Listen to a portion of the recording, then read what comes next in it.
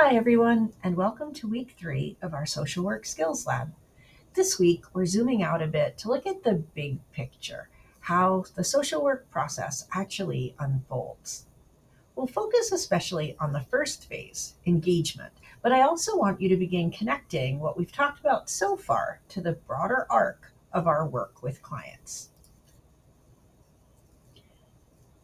Here's what we'll be exploring today: an overview of the social work process, the importance of engagement and how we build trust early on, how to explore strengths and identify problems from the client's perspective, and how to apply the person and environment framework to see clients in context, not just as individuals, but as people shaped by their environments and relationships. Let's start with the full picture. The social work process follows a sequence: engage, assess, intervene, evaluate, terminate. But in real life, it's rarely that neat. These stages often overlap and circle back on each other. Still, this model gives us a helpful roadmap. In engagement, we build rapport, demonstrate empathy, and clarify expectations. This is where we lay the groundwork for a trusting relationship. In assessment, we gather information about the client's history, systems, needs, and strengths. This includes using formal tools and informal conversations. In intervening, we use clinical approaches to support the client in achieving their goals. This is the heart of social work engagement. When we evaluate, we regularly assess whether the interventions we're using are working, and we make adjustments as needed. And then finally, in the termination phase, we end the helping relationship when appropriate in a way that supports closure and reflection. Today, we'll spend most of our time on the engagement phase because everything else builds from that initial connection. Here's a quote from Pomeroy and Garcia that I think captures the heart of this stage. The social worker's most fundamental goal is to establish a relationship in which the client feels respected and secure in discussing personal matters. That's it. That's the goal. Before we can help, we have to prove ourselves trustworthy. That starts with how we introduce ourselves, how we show respect, especially around names and pronouns, how we listen, how we set clear, realistic expectations for what social work can and cannot offer. This isn't about rushing into assessment. It's about actually slowing down, being present, and making sure that our client feels safe enough to be honest. Some of the key skills you'll practice this week include building rapport. That's the early connection built through warmth, curiosity, and attunement. You'll also practice demonstrating empathy. Remember, empathy isn't about agreeing, it's about making space for someone else's experience. You'll use reflective listening. You're not just hearing, you're helping the client feel heard. You'll clarify expectations, letting the client know what to expect and giving them a subjective sense of control.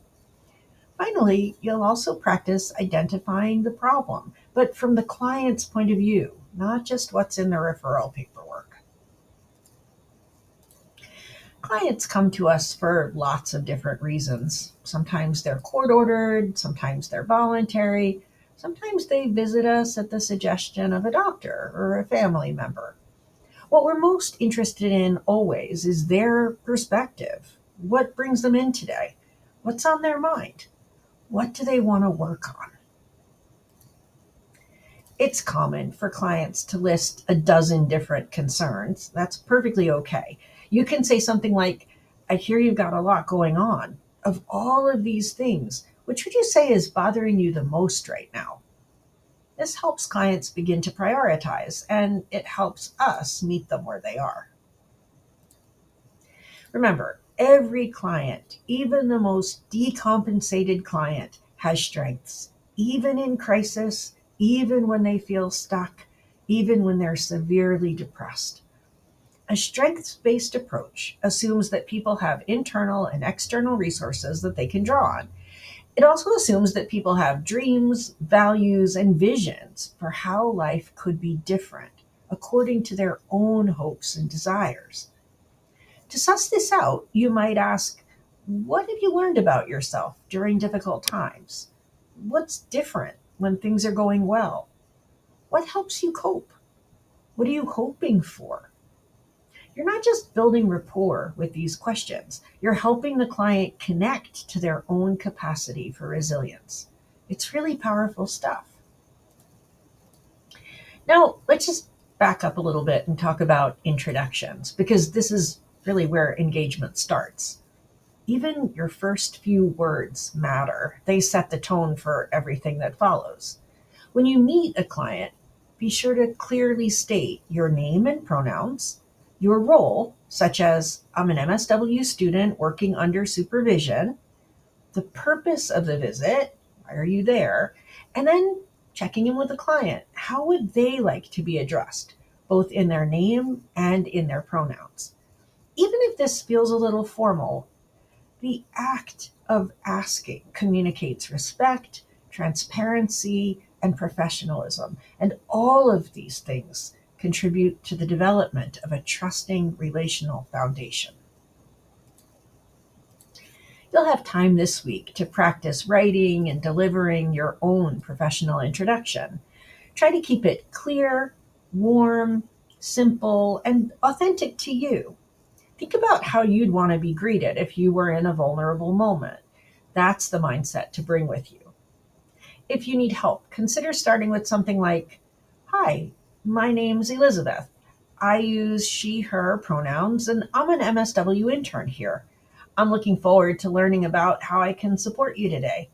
Before we begin, do you have a name and a set of pronouns you'd like me to use? You can adjust it to make it sound natural for you, but don't skip these basics. They really matter. Finally, let's talk about the person in environment, or PI perspective.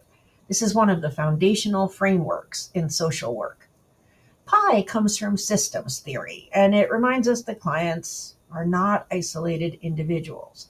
They and we, all humans, are shaped by and interacting with multiple systems: our family, community, workplace, healthcare, housing, environment. This is true for all people. So when you begin to assess a client, don't just look at their symptoms or their immediate circumstances. Look at the web of influences around them. You'll get practice this week identifying micro, meso, and macro factors that help shape your own life and how much influence each of these has had.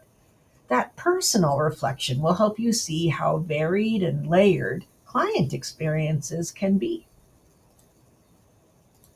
Let's take a closer look at this diagram. At the center is the individual, the person we're working with. But notice how many circles surround them. This is the essence of the person and environment perspective. No one exists in a vacuum. We're all shaped by layers of influence: personal, relational, structural, societal. You'll see influences like family, spouse, peer group, adult role models. These are often considered micro level systems. They're intimate, our day to day relationships. Then you got school, work, church, neighborhood. These are meso level systems that connect individuals to local communities and institutions. And then finally, the macro level factors, things like media, politics, history, economics, laws, cultural norms. These are broad structural forces that seem invisible, but they have an enormous impact on how all people move through the world. As a social worker, your job is to keep all these systems in view. If a client is struggling, it might not be because of their individual choices alone. It might also be a reflection of historical trauma, systemic inequality, economic stress, cultural expectations. This is what makes social work different from many other helping professions. We don't ask, What's wrong with you? We ask, What happened to you? What systems are shaping your reality? I encourage you to take a few minutes to reflect now on your own systems of influence. Where do you see support? Where do you notice barriers? And how might these layers show up in your work with clients? This perspective isn't just another theory, it's a mindset, and it's one of the most powerful tools that social workers bring to the table. Now we're going to turn the lens on ourselves for a moment. This exercise is designed to help you think about the many different systems that have shaped your life, because before we can use the person and environment perspective with clients, we need to understand how it works in our own stories.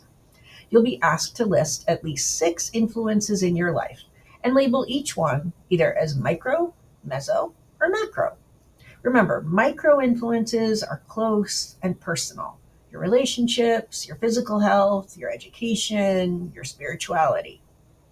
Your meso influences operate at the community level. Think of things like your workplace, your school, your peer group, your neighborhood. And then macro influences include things like policy, culture, law, systemic oppression, even things like climate change.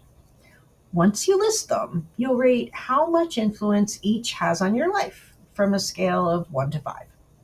But here's where it gets interesting. Some macro factors like race, socioeconomic status, or immigration policy might not show up in your day to day thinking, but they still exert major influence. This exercise asks you to reflect deeply. Don't just list the obvious things. You might realize that your religious upbringing, a chronic health condition, or even your access to reliable transportation shapes your stress, your choices, your sense of what's possible in ways that you haven't fully named or identified before now. That kind of awareness matters so much. It gives you insight into how complex our clients' lives are and how dangerous it is to make assumptions based on surface level details. So please take your time with this assignment. Challenge yourself to go beyond the obvious. What do you take for granted that might be a barrier for someone else? What has supported you in ways that you didn't fully recognize before? The fact of the matter is that the more we understand our own place in these systems, the more ethically and effectively we can support other people navigating their systems. So that's all I've got for you today. Thanks again for being here. I hope you're starting to see how the pieces of this course connect, how empathy and open ended questions lay the groundwork for assessment, and how engagement isn't just a first step, it's the foundation of everything else that we do. This week, spend some time with the module content, take time with your reflection journal, and bring your full self to the role plays and triad work. As always, post questions in the Q&A forum and email me directly for anything personal or time sensitive. I hope you have a great week, and I look forward to seeing you again next time.